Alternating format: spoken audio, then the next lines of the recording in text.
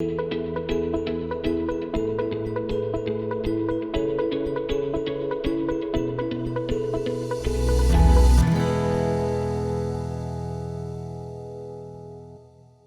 día de hoy tengo el gusto de recibir en esta su casa a doctora Esther Marín, aquí en Diario de Chiapas, en AM Diario, a la doctora encargada de Medicina Preventiva y Epidemiología del Hospital de Especialidades Vida Mejor del ISSSTE. Doctora Esther, muy buenos días, bienvenida. Muy buenos días, señorita.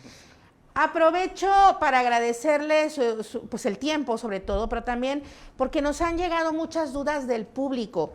Hay como muchas incógnitas del por qué anteriormente las incapacidades médicas por COVID podrían llegar hasta el mes, por ejemplo, o en algunos casos todavía postergarse más.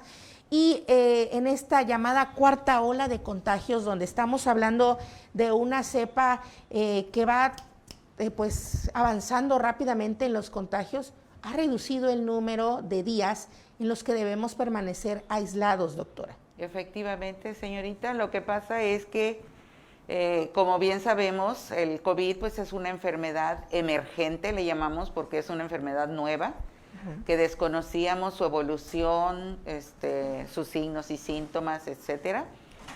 Y en el transcurso de estos años que hemos estado en esta pandemia, pues hemos tenido diversidad de cepas. Entonces, cada una tiene sus características y las del inicio eran un poquito más agresivas. Si usted recuerda, había ocupación hospitalaria mayor del 100%, máximo, así es. Nosotros sí llegamos a tener una saturación tremenda de la hospitalización, de ventiladores, etcétera. Y en esa ocasión, pues el COVID atacó más a los adultos mayores. En este sentido, como no se conocía más o menos el periodo de transmisión y todo eso, entonces sí, hasta 21 días de licencia médica se le otorgaba al trabajador y pues tenían que aislarse en sus domicilios. Se hablaba, perdón, en ese momento, doctora, solamente de aislamiento porque podría ser un agente, ¿no?, de contagio 14 días. Así solo es, sí. por esta situación de evitar mayor propagación, 14 días. Se sumaban los otros días en los que el paciente debía ir recuperando porque además, bueno, a mí me tocó el año pasado, con la COVID venían otras complicaciones de salud, ¿no? Entonces, efectivamente. Se iba alargando el periodo. Sí, aquí lo que debe de hacer el paciente es regresar en caso de los síntomas o de persistir con los síntomas, porque recordemos que cada uno es único. Claro. Tenemos un sistema inmune diferente, cada uno de nosotros, y no a todos nos va igual. Algunos podrán pasar asintomáticos que no presenten ninguna manifestación, aunque salgan positivos, y otros pues les irá muy mal, ¿no? Dependiendo también de esto de las comorbilidades, qué enfermedades tengan adyacentes a ese padecimiento. Conforme ha ido el tiempo, actualmente esta variante Omicron hemos visto que es muy infectiva, o sea, se propaga muy fácilmente y está atacando pues a todos, independientemente de su esquema de vacunación, ¿sí? O sea, tenemos que recordar que la vacuna sí nos va a proteger y nos va a dar probablemente cuadros más leves, pero a todos nos puede dar el Omicron. Claro. A quien no les ha dado, somos una bendición porque francamente sí es muy contagioso. ¿Sí? Pero las manifestaciones son mucho más leves. Ahorita, afortunadamente, el porcentaje de hospitalización es muy poco, como un 1%. O sea, sí, se ve esa diferencia, ¿no? Se elevó, pero así es, rápidamente se multiplicó y en días muy cortos el número de contagios, más no el número de hospitalizaciones y afortunadamente tampoco los fallecimientos. Exactamente. Doctora, con esta nueva cepa, entonces, ¿son alrededor de 7 a 10 días, depende también de la institución médica. Así es. Miren, nosotros, todas las instituciones nos regimos por la Secretaría de Salud. En el manual que nosotros tenemos, los lineamientos para la vigilancia epidemiológica de la enfermedad respiratoria en general, entre ellas está el COVID, nos marca 5 días de aislamiento, ¿sí? Considerando que cuando el paciente llega a nuestra atención médica, pues ya transcurrieron algunos días de iniciada la enfermedad. Tenemos que tomar en cuenta el periodo de incubación y el inicio de síntomas, y en base a eso ya nos guiamos nosotros para poder expedir una licencia médica. En las instituciones, cada una tenemos también nuestros reglamentos internos. El Seguro Social, el ISSSTE, están otorgando en este caso los 7 días de licencia médica a partir del inicio de síntomas. En este caso, el ISSSTE otorga 14 días de licencia médica a partir del inicio de síntomas. A los trabajadores del Estado estamos hablando. Trabajadores aquí exclusivamente del Estado. Hay algo que en algunas ocasiones el trabajador no logra entender, que son a partir del inicio de síntomas. Entonces, hay trabajadores, francamente, que como no es una manifestación tan grave, pues llegan al 4º, 5º día de inicio de síntomas.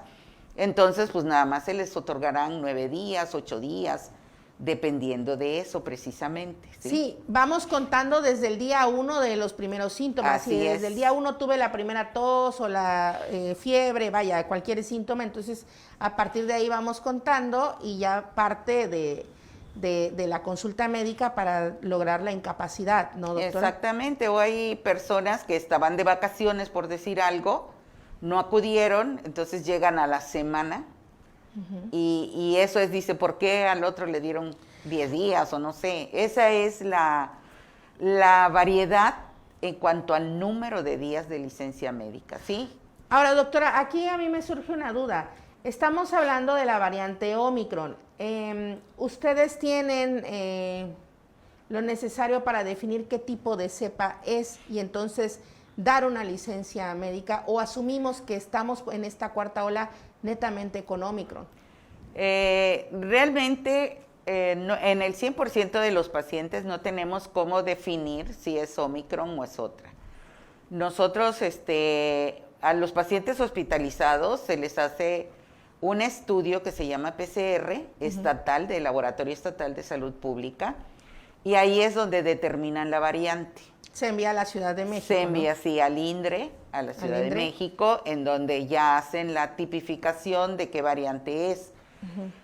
En algunas ocasiones nosotros suponemos, por la gravedad, que no es Omicron, pero es una suposición, porque realmente en algunas ocasiones el laboratorio estatal no nos reporta, nos dice nada más positivo para SARS-CoV-2. Y el antígeno de superficie que nosotros hacemos para todos los trabajadores que llegan ambulatorios, tampoco nos dice la cepa de qué se trata, ¿sí? Sí. Entonces, perdón. No, adelante. En lo que nos basamos también nosotros es en el cuadro clínico, ¿sí? Eso es vital para expedir o no la licencia médica, ¿sí? Porque pues hay pacientes que dicen, es que mi hermana está positiva y yo convivo con ella. Entonces, si está asintomático o si tiene síntomas leves, pues será un menor número de días de licencia médica, ¿sí? Claro, o sea, no estamos hablando de que se evite el riesgo. Así no es. Estamos hablando de que si hay una persona contagiada en casa, forzosamente tengas que ir a trabajar. Sí, puedes tener tu licencia médica acudiendo a la instancia, pero obviamente dependiendo de la sintomatología, ¿no? Es como va transcurriendo también los días de incapacidad. Efectivamente, porque hay gente que llega, no tiene síntomas, nada más porque tuvo contacto con alguna persona positiva y quiere que se le realice el estudio. Saldrá negativo, ¿sí? Eso hemos visto en la mayoría, algunos pues por presiones tendremos que hacerle la prueba y salen negativas, sí, es desperdicio de recursos, que sabemos perfectamente que estamos a inicio de año y los recursos son menores. Pero aquí una de las cosas más importantes es el cuidado que tengamos de manera individual. Eso, doctora, perdón. Estamos hablando de trabajadores, ¿no? En este caso, al servicio del gobierno del Estado, porque es el ISTECH. Pero en general, en las oficinas, en las instituciones educativas, bueno, aquí en el periódico, intentamos mantener las medidas sanitarias necesarias, como este hábito de no juntarnos para comer, para desayunar, y vamos otra vez, ¿no? Exacto, ese ha sido el problema realmente, sí, incluso hasta con nosotros en el hospital. Hay grupos de enfermería, de administrativos, que se reúnen en unas oficinas muy pequeñitas, cerrados, se quitan el cubrebocas para desayunar y siguen platicando, se quedan platicando sin el uso de cubrebocas. No, pues y en no. un lugar cerrado. Entonces, con uno que tenga COVID, ya se diseminó en todos. Pues ¿sí? ahí nuevamente el llamado a redoblar los esfuerzos, las medidas sanitarias, el uso adecuado del cubrebocas, doctora, lavado de manos, no tocarse la cara, los ojos, los oídos, la nariz, en fin. Doctora, muchísimas gracias por reunirse tiempo. En espacios pequeños y no ventilados. Ok, en espacios pequeños no y no ventilados tampoco, evitarlos en la medida de lo posible. Muchísimas gracias, doctora. Muy buenos días.